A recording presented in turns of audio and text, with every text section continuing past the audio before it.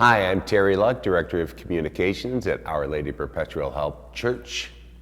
And we're having another Q&A session with our pastor, Father Jeremiah Boland. And Father Jerry, you are going to introduce us today to another new staff member. Yes, it's great to be with you, Terry and Mary Lynn, and all of you as we continue our journey during this unprecedented period of time.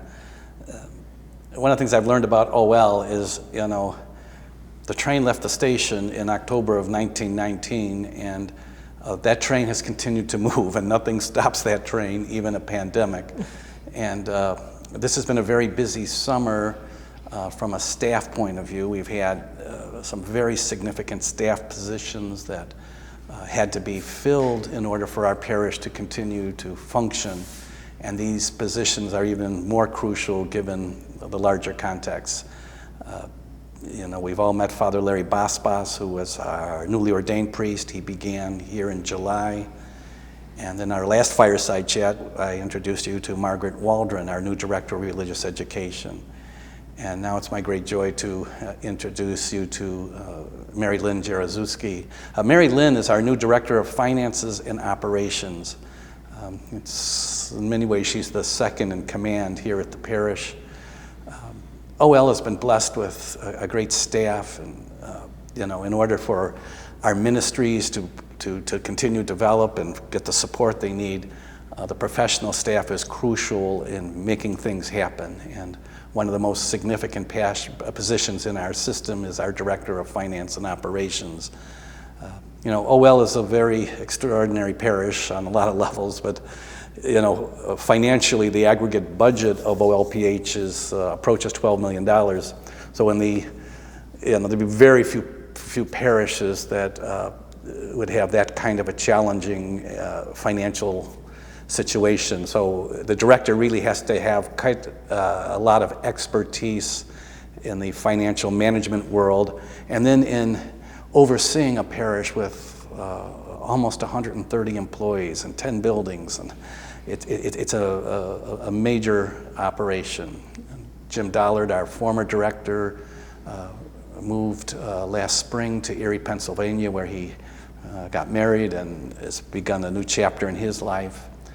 And we began in earnest for a search for his replacement, and just thrilled that Mary Lynn applied for the position. I go way back with Mary Lynn and her family when I was an associate at Holy Cross Parish in Deerfield. Mary Lynn and her husband Jerry and her family were very involved in the parish there. And Mary Lynn has quite a background in financial oversight, financial management, and we're just thrilled. The search committee was so impressed with the interviewing process, and she's just is in her second day of work here at OL, and we're very, very excited to have her with us. Welcome, Mary Lynn, and it's a thrill for us to have you with us. Thank you, Father Jerry. I hope that I can live up to all the wonderful things you have said and hope for me here at the parish.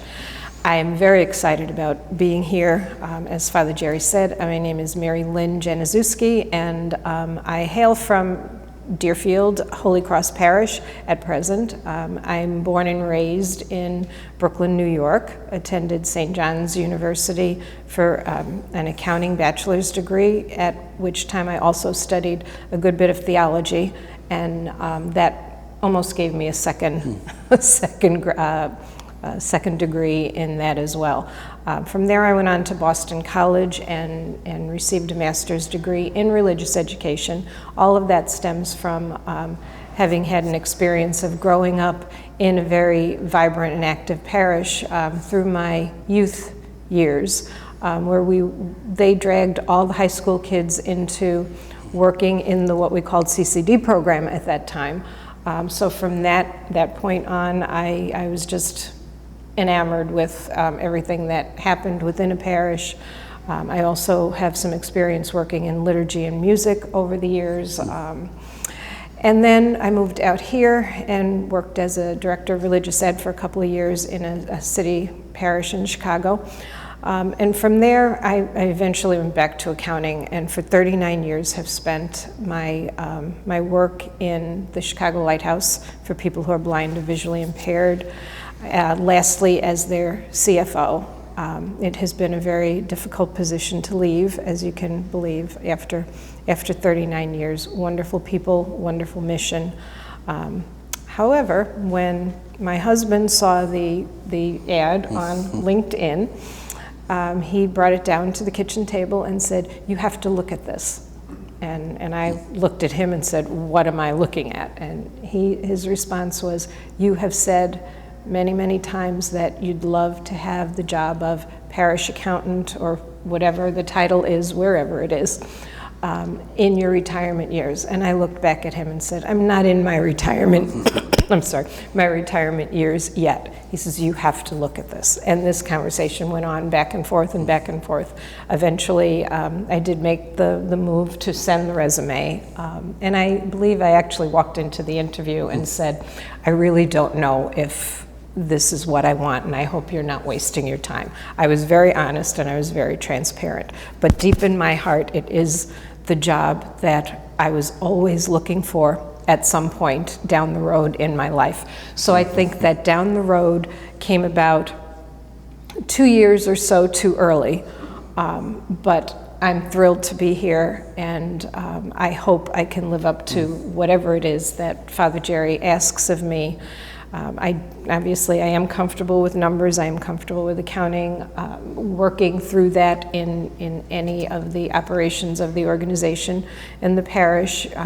Numbers are numbers, and it's just a matter of who the people are that you're working with and how you can get engaged in conversation to be sure that both the people you're working with and the numbers that you have to portray are correct and accurate. And I've stood by those things over all the years of my job in the past. And I'm so thrilled to get back into doing some parish work as well. So this satisfies both of my dreams for my entire life. So with that, I hope I've given you enough about me. Well, welcome to OLPH. We're so happy to have you here. I'm sure your first couple days you already have a lot going on, hitting the ground running.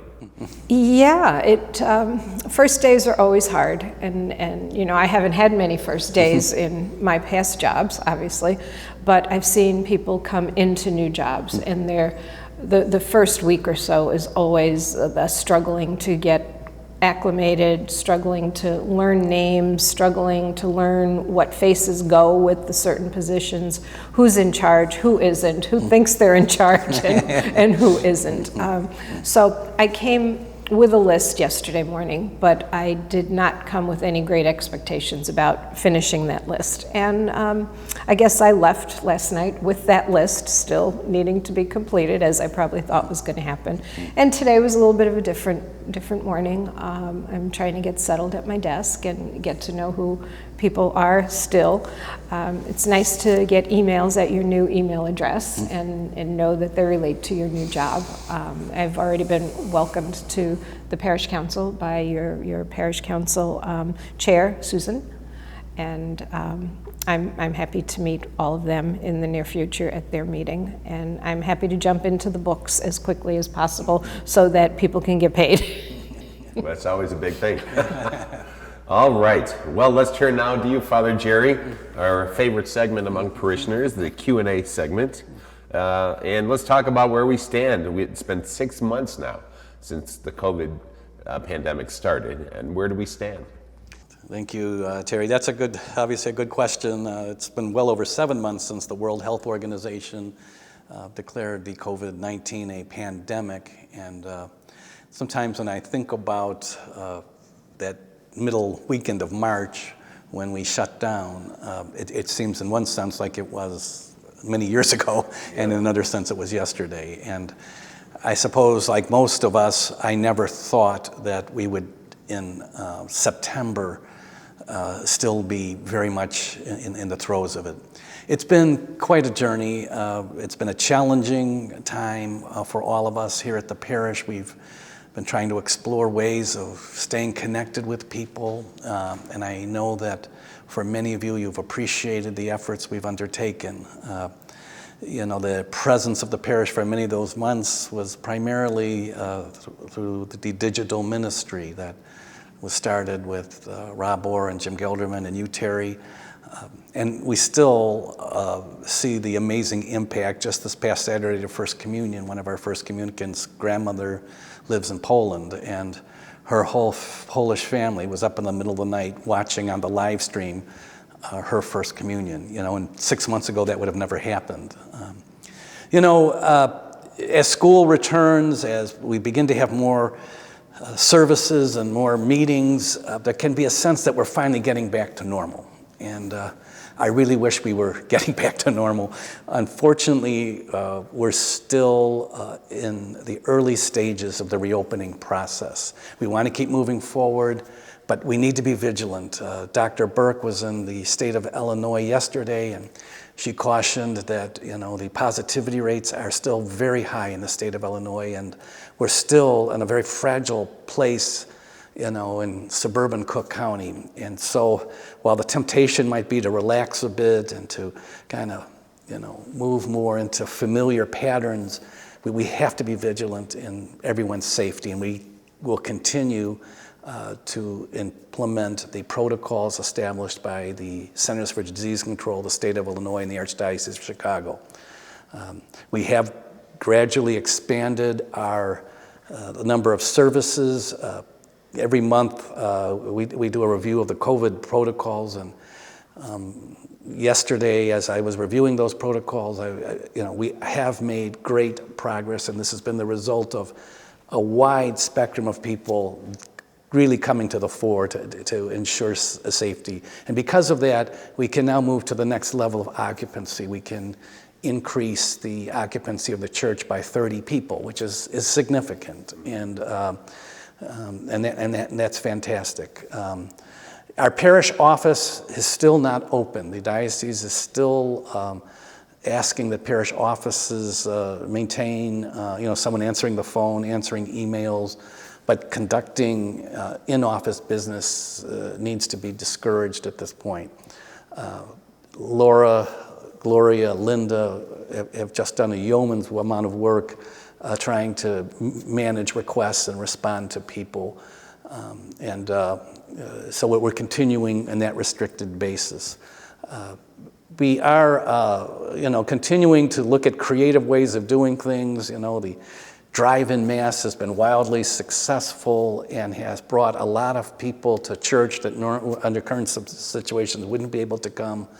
The Palladium Mass has accommodated 140 people, and I know everybody would love to be in the church, but the greater value is to go to Mass. And so the more people that we can get into liturgies on the weekends and during the week is crucial. If we continue the way we're going, hopefully in October we'll be able to add at least one more Mass on the weekends, and hopefully be able to reintroduce the 8:30 Mass on Saturday morning. Again, I'm grateful for your patience. I know there's many people that have COVID fatigue. They're fed up with the masks. They can't stand all this process. They, and sometimes people get upset. Someone recently was yelling at one of the priests. Where are the priests? They're all hiding. We're not hiding. I can assure you, we're not hiding. We're following a meticulous process of ensuring safety, and nobody wants to open this parish up more than I do, and we're continuing to move forward. I'm really grateful for the support of my staff, the parishioners, the leadership. It's not over. Unfortunately, it's not over, and we just have to hang in there. We're going to continue to explore creative ways of bringing us together, and we've done a lot already, and we have a lot of new ideas percolating for the coming weeks. So with the additional 30 people, we can have 112 people in church now. And if you don't already know that, you can sign up using Sign Up Genius to go to Mass, and that's located on the homepage of our website, and also you can access that through our daily e-blast. And the other thing that's interesting is the drive-in Mass are so popular, we're actually going to continue those well into the fall, right? As long as we can have the weather, and once it gets more severe, the other priests can say that Mass. But no, we will go as late into the autumn as we can. And given the shelter that we have up there, even if it's raining, as we found out a couple of weeks ago, we can still celebrate the liturgy. The only thing that would prevent us is lightning. Yep. And we would alert you on the website as soon as possible if that was a reason why we couldn't proceed. Yeah. All right, and you were just talking about the changes. So much has happened just since the last time we sat down for this Q&A, especially the reopening of school. So how did the first week go? So it's been quite a process, and my hat is off to Dr. Mills and her staff. They have just gone above and beyond in preparing to receive all of our students. We are the largest Catholic school in the Archdiocese. We have 8 buildings that the children use, and so it's very challenging. Dr. Mills and her staff had anticipated a number of the protocols that would eventually be issued by the Archdiocese, so we were a little ahead of the curve. Cardinal Supage last June emphatically said we're opening in the fall, and he charged the superintendent to get together the best team of experts to come up with a plan, because you couldn't just decide in the middle of the summer whether we were going to open or not. He wanted to have a full court press to get a plan in place. And as soon as that plan was released, Dr. Mills and her team implemented it. A key part of this is all communication. And again, I'm grateful to Dr. Mills for the communication with our parents and with our faculty. We did not encounter some of the problems that some other schools had with poor communication. That, this is very nervous, nervous time, stressful time for parents, and kids are anxious, they don't know what's going on. And so we wanted to have a clear process of how a day would look for a child. They're all in cohorts. We've made an enormous investment in COVID safety equipment. You'll notice there's a big tent in front of the church. You'll notice there are tables and chairs all over the place. The hope is during this good weather is that the kids can spend as much time outside as they can. The fresh air is very good for them, and if they stay in their cohorts, we can minimize their interaction. Lunches, the children, we had to get refrigerators for every classroom. And we used to have the milk and juice in a central distribution area. Can't have that anymore. The children's lunches have to be stored in a cool place in the classrooms. Every classroom has a portable sink because the children have to wash their hands several times in the course of a day. I encourage you as you're driving in the campus that we all go as slow as possible, because the children, you'll be seeing children in places you weren't expecting to see them. And so if we can just if we're driving on the parking lot, just to be aware that all of a sudden you'll see, in the distance a group of kids walking somewhere where they didn't walk in the past. We've had a terrific week. We had one hiccup. One of our kindergarten teachers tested positive before the kids came. So those teachers went into quarantine. So kindergarten starting 2 weeks late. Just to be extra careful. We have all sorts of protocols, but we had a great first week. It's so awesome to see these kids back. The teachers are on fire. They really wanted to get back in the classroom. So right now, we're off to a great start. Yeah, and I love all of the creative solutions. Even during recess, to keep the cohorts together, there's actual nets between classes. Yeah. It's very creative, and I love to see it. And let's keep talking about education. In this case, religious education. How's RE going so far? I know we have so many families. We've been having these glorious celebrations of first communions and confirmations for the children in religious ed that had those sacraments postponed last spring. And it's just been great connecting with our religious education families. Again, we have one of the largest programs in the Archdiocese. And we have our new director, Margaret Waldron. One of the gifts that she brings is she has a great sense of technology. And we're beginning religious ed this year in a remote model. She's well versed in remote teaching. She's going to have webinars with our catechists, And mid to late September, we'll begin in e-learning for religious ed. The curriculum we use, Loyola Press, is well suited for digital presentations. And so I'm very excited about that. Later in the fall, a judgment will be made as to how we can start bringing the kids back on campus. The suggestion was to, get to school, get several weeks, and there's concerns about the disinfecting process.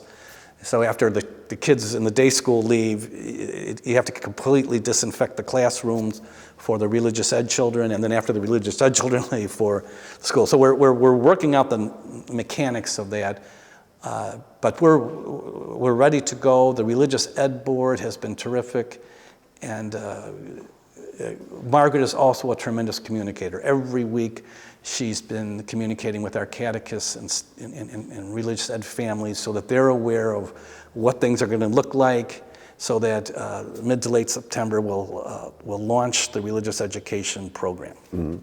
And speaking of communication, Margaret puts out a weekly letter to RE families, and that can be accessed from our homepage website and also in our daily e-blast.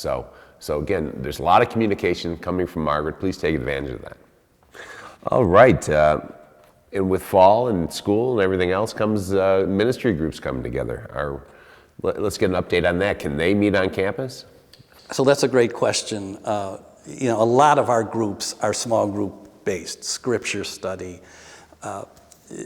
Almost every group has weekly or monthly meetings. The parish council, the sharing commission, renew groups, all sorts of groups, the men's spirituality group. Right now, we were taking these as on case-by-case basis. The diocese is encouraging at this point to take advantage of Zoom meetings or Microsoft Team meetings as much as possible. That's not a possibility for some of our groups, in which maybe it's a group where several members don't have computer access or they're not comfortable with Zoom.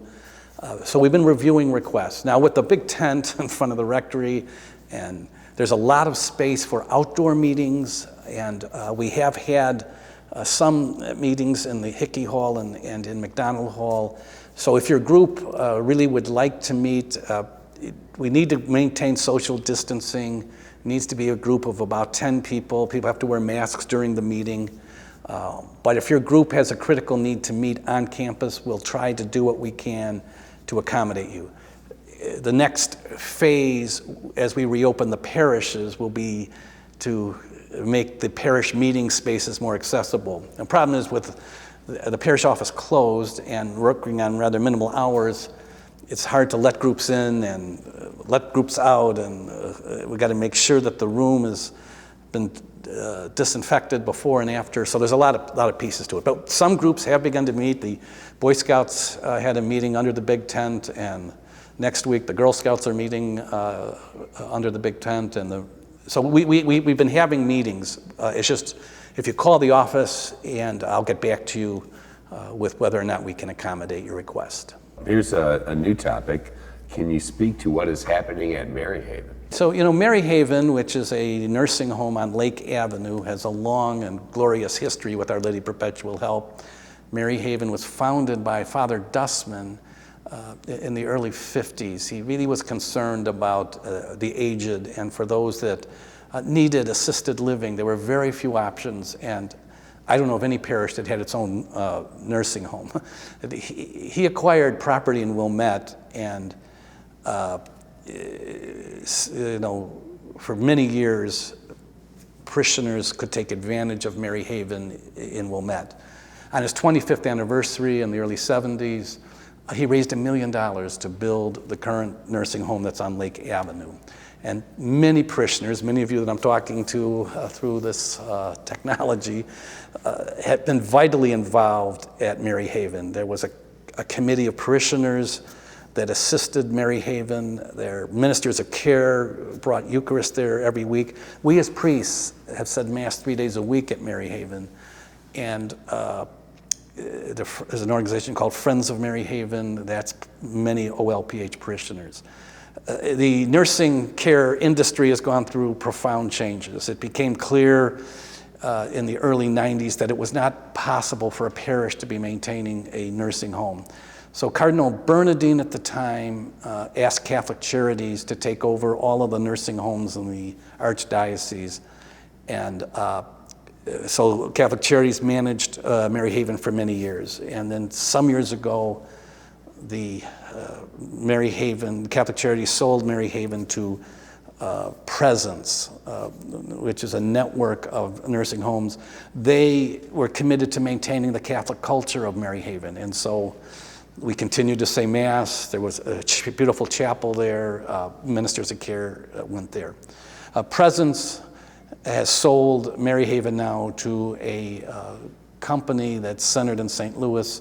They do not manage religious-orientated nursing homes. They're a for-profit organization, and so the religious Catholic culture of Mary Haven is going to change with the new ownership. It will still be a facility for assisted living for people, but it won't cultivate a particularly Catholic identity there. So this has resulted in, a beginning of removing the Catholic symbols that are all over Mary Haven, and Mary Haven eventually will not be called Mary Haven. It'll have a new name. Some of these religious objects are going to be returned to OL because we were the ones that bought them, like the altar that was over in the chapel, and there were a couple of pieces of art that Father Dustman had over there, and there's chalices and vestments. That's all coming here. You may see religious objects hanging. We wonder, did Father Boland go on a spending spree? No, he didn't. They are just objects. We want to maintain our historical relationship to Mary Haven. And so some of these objects will be using the altar and the ambo in the Palladium as early possibly as next week. We want to keep in front of us the great legacy that this parish has had for many years in outreach to our aged parishioners. Let's move on to the topic of finances. How are we doing financially after 6 months of the crisis? Well, it was a disaster, but now that Mary Lynn is here, we're rolling in the dough. No. Kind of blindsided. I can't imagine taking on this kind of a position in the midst of this pandemic, but if anybody can do it, Mary Lynn can do it. We have been holding our own. Our collections are down. When we're not taking up collections every week, there's a deficit there. On the other side, I can't thank you all enough for the efforts so many of you made to continue your financial support of the parish. More and more people are signing up for Give Central, which helps us to have a regular stream of income. Many of you mail your contributions in. Many of you drop your contributions off at the parish. Many of you have automatic debits on your credit cards or bank accounts. And next week, we have a kind of a high-level meeting with the Archdiocese. They're having meetings with every parish to review where we at financially and what financial shape are our schools in, to do this kind of mid-September analysis to see what measures we may have to undertake to maintain our financial stability. It's clear that, as I said earlier, this pandemic is not going away right now, and we're very suppressed in terms of the number of people that come on the weekends for liturgy. We still have, all these employees that we have to pay. We have the mission of our parish that's crucial. And so we're going to do an assessment, and we'll probably have another fireside chat with what plans may emerge out of those reflections. Our Finance Council had already planned to do a major financial review in the middle of September because our budget assumptions were pretty much your best guess. And unlike years past where you can predict where things might be, all those predictions are up for grabs right now because all fundraising has come to a standstill. And so we will do everything we can to maintain the financial stability of the parish. Again, all things considered, we have really been able to weather the storm. But the storm has a long way to go before it calms down. And if we have to make decisions to protect our parish, we will certainly do those. Mm-hmm. And speaking of that storm, let's switch gears once again, but to a really important question. What suggestions do you have on how we can all better cope spiritually through this time? This has been like such a provocative time for all of us. The normal patterns of going to Mass on the weekend. We have many people that go to Mass every day. We have a legion of ministers of care. We have scripture study groups, prayer groups, adult education and formation, and all these vital things have been altered during this process. And we've all had to find new sacred spaces for keeping our spiritual lives going. A lot of people have talked to me about their morning walks or sitting on the deck with a cup of coffee. It's just been awesome to see the number of people that drop by the Hellerman Garden and sit there with our beautiful new statue of the Blessed Mother. We've all had to find new ways. And one of the new ways for many people is just the enormous wealth of resources there are right now on the internet. Every day the United States Catholic Conference Bishop on their website has the daily readings. You can read them or they can be proclaimed. Every day they have a video reflection on the daily readings. For a number of people, that's become a daily routine. And the United States Catholic Conference of Bishops is not the only one. Bishop Barron's ministry, Word on Fire, Loyola Academy has a daily reflection. And the University of Notre Dame has a daily reflection. All you have to do is go to their website and it's sent you every morning. Many of us are connected to Bellarmine Retreat House. They have wonderful daily reflections. They've begun virtual retreats. You don't have to go to Bellarmine Retreat House. Some of the speakers are some of the best speakers in the country that have been doing a Saturday morning reflection. So I encourage you to look into those kind of resources. Our Christ Renews His Parish program is about to launch a 10-day digital virtual retreat in which several parishioners and priests will be giving reflections on the spiritual life. Please take advantage of that. We'll continue to share with you resources in the bulletin. No matter what you're interested in, biblical studies, moral theology, spirituality, devotions to the Blessed Mother, the praying of the Rosary, all these things can be connected through the internet. And while it's certainly not, physical one-on-one, it's still extremely helpful and encouraging. Also, the priests are available to you. All of us have had conversations with parishioners who are dealing with various things. This is a very stressful time for families. And we've had a number of parishioners who have lost their jobs, and just a lot of anxiety. Parents anxious about the world that their children are in. We see, the cities of America up for grabs right now. It's just a very challenging time. And our spiritual life can be a great source of strength as we navigate the waters of life at this point. As I mentioned a little while ago, we're exploring other ways of bringing parishioners together, taking advantage of our live stream ministry, and to find creative ways that we can continue the mission of this parish. It's always amazing to me, we're in the midst of this 100th anniversary, and when we were planning our centennial year, a year ago, it was just beyond our comprehension that half of our centennial year we would be, in lockdown. But as I've been reviewing the history of our parish, OLPH was founded in 1919 in the midst of the Spanish flu, and probably not the best year to be beginning a parish. Look at, out of that global pandemic, the parish that was founded. Our parish school was founded in the autumn of 1929.